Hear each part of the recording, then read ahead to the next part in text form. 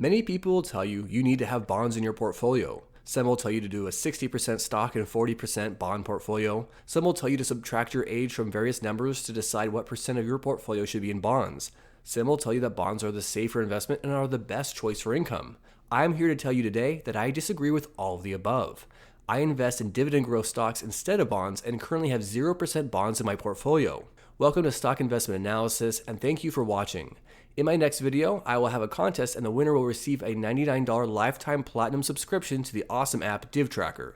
Please take a moment to like and subscribe to this channel so you don't miss your chance to win that $99 subscription.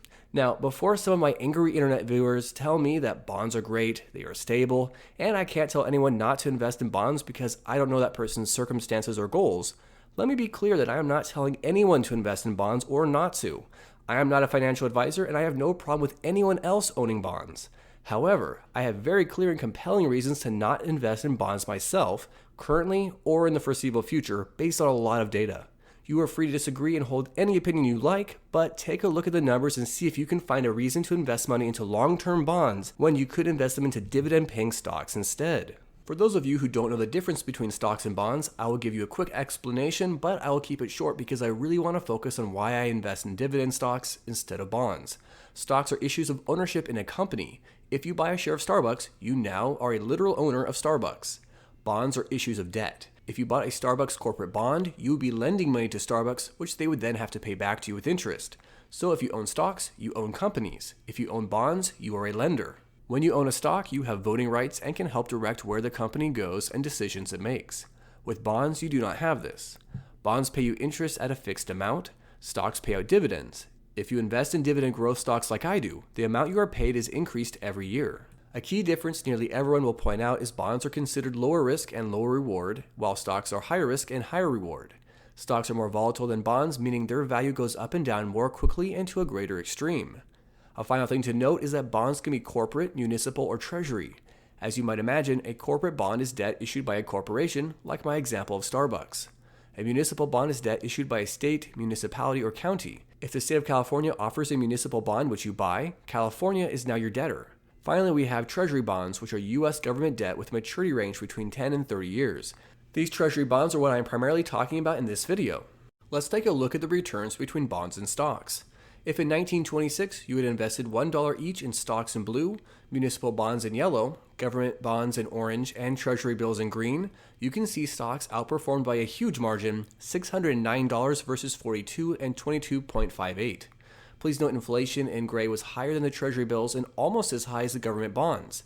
In fact, in the 60s, 70s, and 80s, inflation would have canceled out much or all of the returns on municipal and government bonds. Now you might then think to yourself, well, you cherry-picked the starting year of 1926 to make the chart look good. Well, let's take a moment and look at a similar chart beginning in 1965. Stocks again way outperformed bonds once more with more than 4 times the returns. Now you might again just say, I cherry-picked a second year, so let's do something different. I will show you something called 25-year rolling periods. What is a 25-year rolling period? Let me explain through this chart here. This shows the performance of rolling 25-year periods for the years 1925 to 2011.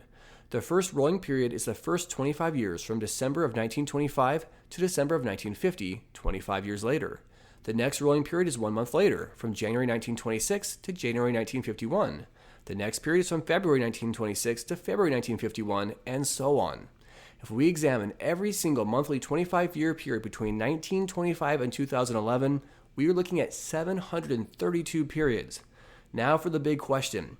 Of those 732 periods, in how many periods did stocks outperform, and in how many periods did bonds win? The answer is stocks outperformed in 732 out of 732 25-year periods. 100%. The median return for stocks from all of those 25-year periods was 11.4%, while the median return for bonds was 4.3%. In other words, if you want to invest for 25 or more years, it does not matter which has more risk or volatility, only one wins, and it always wins. This next chart shows by how much stocks won in each of those 732 periods. The wins range from only a couple percent in some periods to over 13% in others. For a large portion of these periods, stocks outperformed by 5%. 5% compounded annually is enormous and is precisely why stocks performed over 400% better than bonds in the first charts I showed you. Now you may be thinking, 25 years is a long time. What if I don't want to invest for that long? What if I'm 50 years old and my time horizon is shorter? Take a look at this chart. This chart does the same thing as the 25-year rolling periods, except now we are looking at 10-year rolling periods. We now see that when we shorten our time horizon, there are some periods in which bonds outperformed stocks over 10 years. Notably, most of this time in which bonds outperformed was following the Great Depression and the financial crisis. How much of the time did stocks win on a 10-year basis? 85%. Even on a shorter 10-year basis and with all of that volatility, stocks still won 85% of the time, and most of the 15% that the bonds won was following the Great Depression and financial crisis. Only 2 periods in history. What does that mean for me? I'm a long-term investor and I plan on holding my investments for decades. As a result, if I invest in stocks, I am extremely confident they will outperform the bonds. While investing a portion of my portfolio in bonds would offer less volatility to my portfolio, it also nearly guarantees me lower returns. I am not a panic seller and trust myself not to drop my stock investments out of fear because of volatility. Consequently, I have no reason to invest in bonds. I want the best returns and I won't find them in bonds. I will show you how it looks when we compare returns on a range of rolling durations. I am showing you 1, 3, 5, 10, 15, and 20-year rolling returns from 1973 to 2016. The S&P 500 is in red and the Russell 2000 is in dark red. You see that they have the highest returning years as well as the biggest losses on a 1-year basis. Long-term government bonds have the next highest returns and losses. The credit bond index in blue includes corporate bonds and is next highest. This demonstrates that bonds certainly had less volatility during this period with lower gains and lower losses. 3-year rolling returns look similar, but the losses for stocks reduced significantly from showing over 40% losses to less than 20% losses here. Looking at 5-year periods, we now see that those stock losses are closer to 5% at worst, and the returns for the S&P 500 are between 5 and almost 20% over the bonds. Looking at 10 years, the Russell 2000 index worst years are similar to the bonds, even higher than U.S. Treasury bills. Stock returns still look better than bonds. At 15 years, both stock indices have worst returns that are similar to the bond worst returns, while the S&P 500 best returns outperform bond best returns by a wide margin. Finally, when we look as far out as 20 years, stocks beat bonds in best returns and worst returns.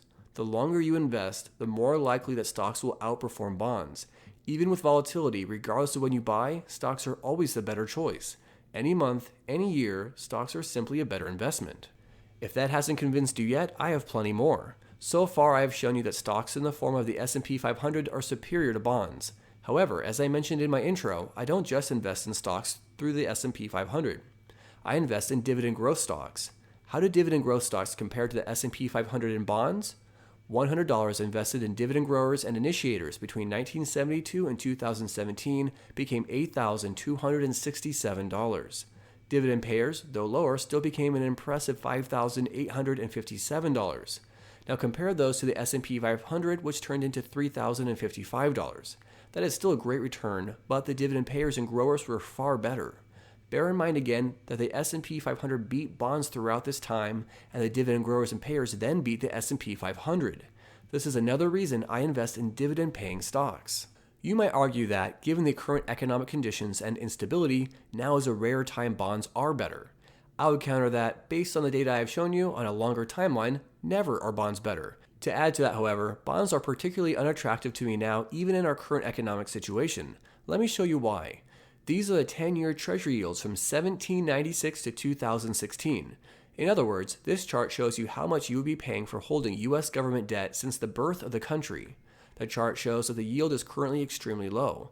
In fact, it is the lowest it has ever been in the entire history of the U.S. But wait, it gets worse.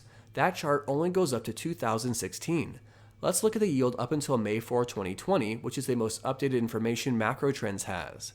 The yield is even lower now than it was in the last chart I showed you. The yield on May 4th was only 0.68%. That is incredibly low. As I said, it is literally the lowest across the entire US history going back to 1796.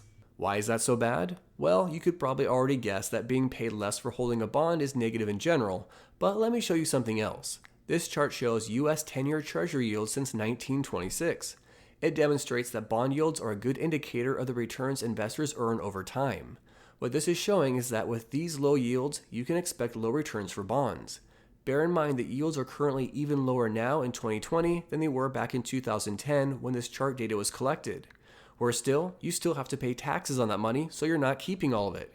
Inflation has been running at just over 2% annually in the US, which means that tiny amount you are earning is not keeping up with inflation. If you are thinking, well, maybe the US Treasury yields are poor and the worst in history, but I can just invest in bonds from another country, you certainly can, but you may be disappointed. This chart shows yields of the US alongside the United Kingdom, Germany, and the Euro area. As you can see, yields are quite low across the board. You will similarly find bond yields have fallen in other categories as well. If you don't want to just take the data and form an opinion, it is worth noting that many long-term investors also do not believe bond investments are worthwhile. Warren Buffett, for example, has stated, long-term bonds are terrible investments. What percentage of your portfolio is in stocks versus bonds? What do you think about the data I have shown you today? Thank you for watching, and don't forget to subscribe because I am making more videos for you every week. And we'll be having that $99 subscription giveaway this next week. As always, good luck with your investing.